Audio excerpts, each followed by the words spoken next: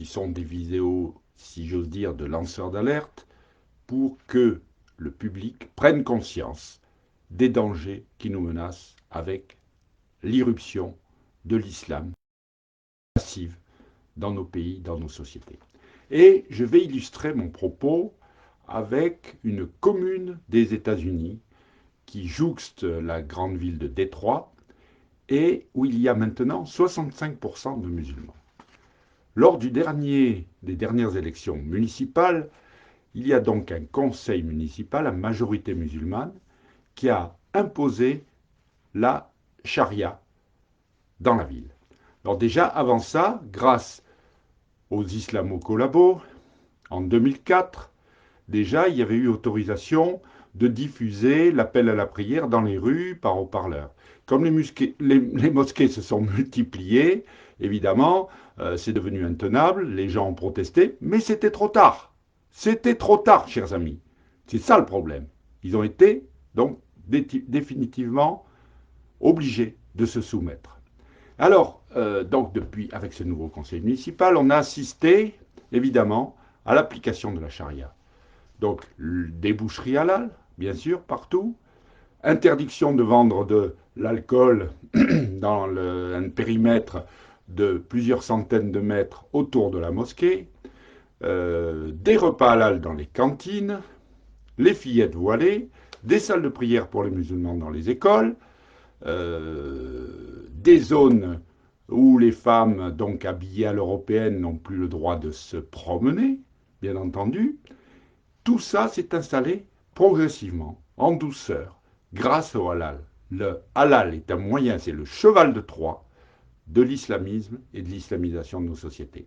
C'est quelque chose qu'il faut vraiment comprendre. Ce n'est pas une question de tolérance, ce n'est pas une question de grandeur d'âme, etc. C'est une question de danger mortel.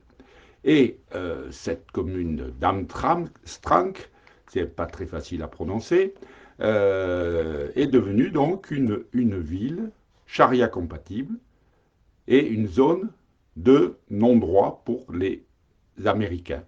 Alors, vous savez qu'aux États-Unis, les musulmans sont beaucoup moins nombreux que chez nous. Chez nous, ils ont déjà conquis des zones. On n'en est pas encore tout à fait là, parce que aux États-Unis, la tolérance pour les religions est bien plus élevée que chez nous, grâce à la laïcité, mais qui ne sera qu'un rempart très insuffisant contre l'islamisation. Et d'ailleurs, cette intolérance islamique, je peux donner un autre exemple. Récemment, dans une ville où il y avait une mosquée, eh bien, il y a eu une chasse aux pigeons qui ont été empoisonnés en masse parce que, évidemment, ça déplaisait à la mosquée voisine. Alors que chez nous, les pigeons, on trouve des moyens en douceur, pour les empêcher de se reproduire, les stériliser. Mais là, non, ça a été un empoisonnement massif de pigeons. L'islam est une religion fondamentalement intolérante, suprémaciste, qui ne tolère pas, quand elle a la possibilité de s'imposer, qu'elle ne tolère pas d'être différent. Si vous voulez être différent, il faut payer un impôt, la jizya, qu'ils appellent ça. Ça a été théorisé dans le Coran. Et donc, voilà ce qui se passe lorsqu'on laisse l'islam prendre pied dans nos pays. Il ne faut absolument pas, et évidemment, Éric Zemmour le répète à chaque fois, ce qui permet à l'islam de prendre pied, c'est l'immigration musulmane.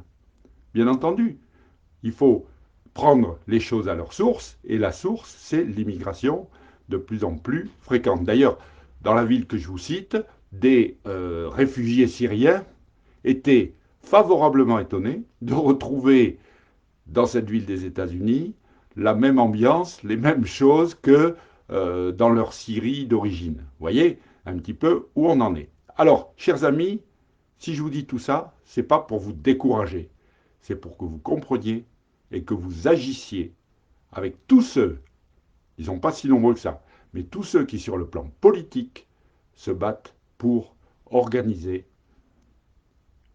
la remigration, notamment, et obliger donc, et arrêter surtout de céder aux revendications de l'islam. Voilà ce que je voulais vous dire ce soir. grâce à un exemple qui montre l'avenir de notre pays si nous ne faisons rien. Je vous souhaite une bonne soirée malgré tout. Le printemps arrive, mais la coronafolie du virus frappe toujours. Et ça, c'est un problème. Bonne soirée, chers amis.